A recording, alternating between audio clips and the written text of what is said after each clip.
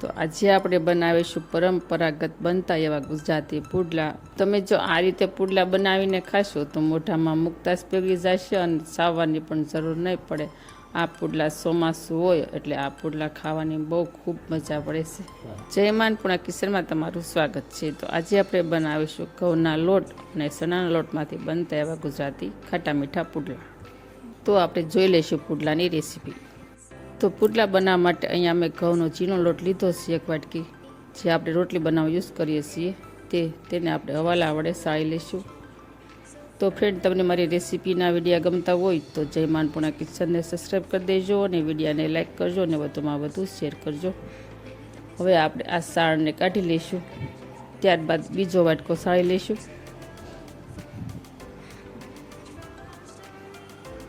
હવે લઈ લઈશું 1 વાટકો ચણાનો લોટ. તો શેને એકદમ સહેલું માપ 2 વાટકા છે ઝીણો લોટ અને 1 વાટકો ચણાનો લોટ. ચણાના લોટને પણ આપણે સાળી લઈશું, જે ગઠ્ઠા હોય તે નીકળી જાય. તો ત્યારબાદ લઈ લઈશું લસણ અને મરચાંની પેસ્ટમાં મેં 1 લાલ મરચું અને 3 લીલા મરચાં અને 10 જેટલી લસણની કળી તેને મેં ક્રશ કરી નાખ્યા હતા. ત્યારબાદ લઈ લઈશું 3 ડુંગળી ક્રશ કરેલી. ડુંગળી મેં મીડિયમ સાઇઝની લીધી હતી, તમારે જેટલી ક્વોન્ટિટીમાં લેવાની હોય એટલી તમે લઈ શકો છો. અને ત્યારબાદ છે સૂકા લીલા ધાણા. મારી પાસે હાજરમાં લીલા ધાણા ન હતા એટલે મેં સૂકાનો યુઝ કર્યો છે. ત્યારબાદ આપણે લઈ લઈશું રૂટિંગ મસાલા. તેમાં મેં લીધું છે 1 ચમચી આખું જીરું, 1 ચમચી ધાણા જીરું પાવડર. ત્યારબાદ 1 ચમચી લઈ લઈશું હળદર પાવડર. અને અહીંયા મેં 1.5 ચમચી લાલ મરચું પાવડર યુઝ કર્યો છે. તમે જો જેવું તીખું ખાતા હો એટલું તમે યુઝ કરી શકો છો.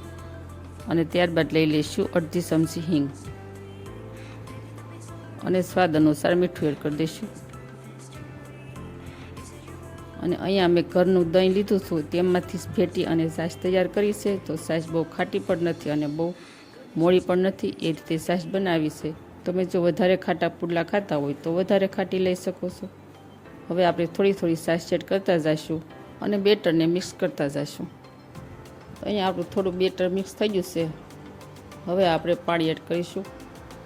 આમાં મેં અડધી છાશ અને અડધું પાણી, એ રીતે આપણે બેટર તૈયાર કરવાનું છે. આપણે બેટરને હાથ વડે પહેલાં તો ફેટી લઈશું. જો હાથ વડે બેટરને ફેટવાથી હવાના કણ ભરાય છે એટલે બેટર સરસ રીતે ફેટાય છે. ત્યારબાદ આપણે પાણી ઉમેરીશું અને આપણે થોડું થીક રહે એ રીતે બેટર તૈયાર કરવાનું છે. હવે હું ફરીથી એક આવી ઝેણી લઈશ અને તેનાથી ફેટી લઈશ. આ બેટરને આપણે કન્ટિન્યુ 5 થી 7 મિનિટ સુધી તેને ચલાવતા રહીશું. જેમ આપણે બેટરને થોડુંક વધારે ફેટશું તો તેનાથી જાળીદાર પુડલા બનશે અને સ્વાદ સરસ આવશે અને એકદમ નરમ બનશે. તો જુઓ, તમે જોઈ શકો છો આપણે બેટરને આ ટેક્સચરમાં અને આ કન્સિસ્ટન્સીમાં આપણે બેટરને તૈયાર કરવાનું છે. તો અહીંયા આપણું પ્રોપર બેટર તૈયાર થઈ ગયું છે. હવે આને આપણે 10 થી 15 મિનિટ સુધી રેસ્ટ આપી દઈશું, જેથી લોટ પલળી જાય અને મસાલાની સુગંધ સરસ ભળી જાય.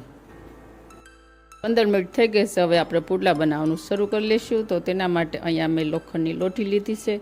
તમે જો મોટી ઢોસા બનાવવાની નોનસ્ટિક તવેલો તો પણ ચાલે. તેના ઉપર આપણે 1 ચમચી તેલ એડ કરી દઈશું. ત્યારબાદ 1 ડોયા જેટલું બેટર એડ કરી દઈશું અને આપણે હાથ વડે પુડલાને પાથરી લઈશું.